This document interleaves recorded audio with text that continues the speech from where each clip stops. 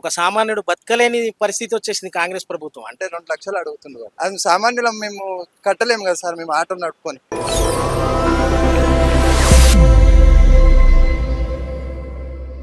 నమస్తే, welcome to ism TV. నేను మీ రంజిత్. ప్రస్తుతం మనం హయత్ నగర్లోని ఆటో స్టాండ్ దగ్గర ఉన్నాం. ఇక్కడ కాంగ్రెస్ గవర్నమెంట్ వచ్చిన తర్వాత ఉచిత బస్సు ఏదైతే ఉందో ఆ ఉచిత బస్సు గురించి వెళ్ళి మాకు వీళ్ళు ఏంటంటే మేమంతా కూడా చాలా ఇబ్బంది పడుతున్నాం, మాకు ఆదాయం రాలేకపోతుందని చెప్పేసి వాళ్ళ ప్రాబ్లమ్స్ అన్ని వాళ్ళు చెప్పుకోవడానికి వాళ్ళందరూ రెడీగా ఉన్నారు. అసలు వాళ్ళు వాళ్ళ ప్రాబ్లమ్స్ ఏంటి, వాళ్ళ ఏ విధంగా నడుస్తుందని ఒకసారి వాళ్ళ మాటల్లోనే మనం విందాం. అన్న నమస్తే, చెప్పండి అన్న. మీరు లైక్ ఇప్పుడు మీ ఆటో ఏ విధంగా నడుస్తుంది? ఈ ఉచిత పథకం బస్సు ఏదైతే ఉందో అది మీకు ఏమైనా ఎఫెక్ట్ పడిందా మీ పైన? నాకు తెలిసి అయితే కాంగ్రెస్ తీసుకున్న అతి దుర్మానుష నిర్ణయం ఇది. ఎందుకంటే ఒక సామాన్యుడు, ఒక ఆటో నడిపించుకున్నటువంటి ప్రతి డ్రైవర్ ఎవడైనా ఉండని, అంటే ఒక సామాన్య ప్రజలు ఉంటారు, కిరాయిలు ఉంటుంది, కిరాయి ఆటో ఉంటుంది, ఆటో మీద ఫైనాన్స్ ఉంటుంది.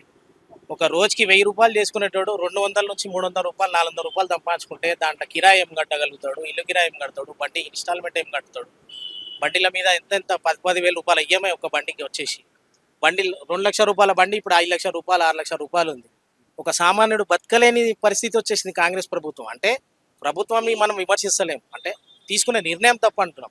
మనం ఏ ప్రభుత్వాన్ని కాదు, మన టీఆర్ఎస్ ఉండని, కాంగ్రెస్ ఉండని, బీజేపీ ఉండని, ఒకరిని మనం ఏ ప్రభుత్వాన్ని మనం విమర్శిస్తలేము. అంత పెద్దోళ్ళమేం కాదు మేము కూడా, ఏదో సామాన్య ఆటో డ్రైవర్లం మేము. మా బతుకు మీద ఎందుకు కొడుతున్నారు అన్నట్టు అంతే మా సమస్య. ఇంకా దాని గురించి ఏం లేదు. పర్టికులర్గా ఏదన్నా ఉంటే మాకు కూడా ఏదన్నా హెల్ప్ఫుల్గా ఉంటే మేము కూడా కొంచెం బతకనికి ఉంటుంది, సోర్స్ ఉంటుంది అంతే. ఈ చూస్తారు కదా మీరు, ఇగో ఇవన్నీ పెట్టుకొని 3 డబ్బాల టిఫిన్ తెచ్చుకొని పొద్దుగాలు వచ్చి ఇప్పుడు ఒక 100 రూపాయలు ఒక సీరియల్ పోయి వచ్చినాం, 100 రూపాయలు వచ్చినాయి. ఈ నుంచి ఇటు దాకా పెట్టుకొని కూర్చున్నాం. ఈ పరిస్థితి ఉంది మాది. మా పరిస్థితిని సీఎం గారు ఏదైనా ఉంటే సరే, అది ఏ వస్తువు రూపంలోనో పైసల రూపంలోనో ఏదో ఒక రూపంలో మాకు కూడా ఏదైనా హెల్ప్ఫుల్గా ఆయన ఏదైనా చేయగలిగితే మాకు కూడా కొంచెం సంతోషం. ఇక్కడ చూస్తే ఇక్కడ దాదాపు ఒక 15 నుంచి 20 ఆటోలు ఇక్కడనే ఉన్నాయి అనుకుంటా. సో అంటే ఇప్పుడు మామూలుగా మార్నింగ్ నుంచి ఈవినింగ్ వరకు ఇక్కడ ఉంటే అసలు మీరు ఆ సంపాదన అనేది ఈవినింగ్ వరకు ఎంత వస్తుంది అసలు? ఫస్ట్ 1000 రూపాయలు వచ్చేది, ఇప్పుడు 400 నుంచి 500 రూపాయలు వస్తుంది. ఆ 400, 500 నుంచి దాంట్లో డీజిల్ ఏం పోస్తాము, దాంట్లో మా జీవన ఉపాధి ఏంది, మా పిల్లల చదువులేంది, మేమేంది, అసలు ఇక చెప్పలేము. కానీ ఇక వేరే పని కూడా చేసుకోలేము. గత 25 సంవత్సరాల నుంచి ఇదే మా వృత్తి. ఇది వదిలేసి కూడా మేము ఎక్కడ పోయి వేరే పని కూడా చేసుకోలేము. ఓ పాండబ్బ పెట్టుకున్న రోడ్ వైండింగ్ అవుతుంది. ఇప్పుడు ఆడ కూడా బతకలేని పరిస్థితి ఉంది, ఈడ కూడా బతకలేని పరిస్థితి. ఇప్పుడు ఈ ఆటో ఈఎంఐల గురించి ఫైనాన్షియల్ ఏదైతే ఉందో అది బాగా వాళ్ళు ఇబ్బంది పెడుతున్నారా? మీరు ఇబ్బంది పెడతానన్నా. ఇప్పుడు వాళ్ళని కూడా మనం ఏమనలేం కదా. అంటే వాడేదో మనకి ఈఎంఐ ఇచ్చిండు, వాడిని కూడా మనం ఏమనలేం. కాకపోతే వాని పని వాడు చేస్తుండు, మన పని మనం చేసుకుంటూ పోతున్నాం. గవర్నమెంట్ పని గవర్నమెంట్ చేస్తుంది.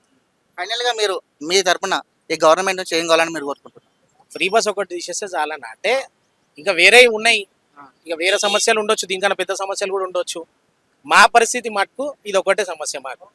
ఓకే, ఫ్రీ బస్ అని ఒకటి తీస్తే మళ్ళీ మీరు యథావిధిగా మా బండ్లు మాకు నడుస్తాయి. ఫ్రీ బస్సు కాకుండా ఫ్రీ బస్ తీసేసి ఇదే కాకుండా ప్రభుత్వం ఉచిత పథకాలని, రేషన్ కార్డు అని ఇవన్నీ చేయకుండా వైద్యం, విద్య ఫ్రీ చేసేస్తే ఇదంతా మనము కష్టాలు ఇవన్నిటివి ఏముండయి. మేము ప్రతిరోజు ప్రతి ఒక్కరు సంతోషంగా ఉంటామని మేము అనుకుంటున్నాం. ఇవి ఫ్రీ చేసి సోమరిపోతులని చేసి వీళ్ళని అది చేసి రేషన్ కార్డులు అని చేసి ఉచిత ఇవన్నీ చేస్తారు కదా సార్. ఇవన్నీ కాకుండా మాకు వైద్యం ఒకటి, విద్య ఒకటి ప్రతి ప్రతి ప్రతి ఒక్కరికి ఉపయోగపడుతుంది, యూస్ఫుల్. ఏది వద్దు, ప్రతి ఒక్కరికి అది. మాలాంటి వాళ్ళు పేదోడు అయిపోతున్నంటే కారణం చదువుకు ఇప్పుడు మా పిల్లలు ప్రైవేట్ స్కూల్ నారాయణ కాలేజ్ పోదామంటే 2 లక్షలు అడుగుతున్నారు. అది సామాన్యులం మేము కట్టలేము కదా సార్, మేము ఆటో నడుపుకొని. వైద్యం ఒకటి, విద్య ఒకటి ఫ్రీ పెడితే చాలు. ఏది వద్దు, ఏ పథకాలు కూడా మాకు వద్దు అని నేను ప్రభుత్వం నుంచి కోరుకుంటున్నాను సార్. ఇప్పుడు కోట్ల రూపాయలు పెట్టిన మెట్రోనే కూలిపోతుంది. ఆ మెట్రో, అంత పెద్ద మెట్రోనే వాళ్ళు చేస్తాం అనే సమస్య. అంత పెద్ద మెట్రో స్టేషనే, ఆ మెట్రో రైల్నే తీసేస్తాం, వెళ్ళిపోతాం మేము అనే పరిస్థితి ఉంది. దాంట్లో మా సమస్య ఎంత చిన్న సమస్య అది కూడా మేము కూడా ఒక చిన్న సామాన్యులమే కదా. అంత పెద్ద సమస్యనే నడుస్తలేదు, మాదేం నడుస్తుంది సార్?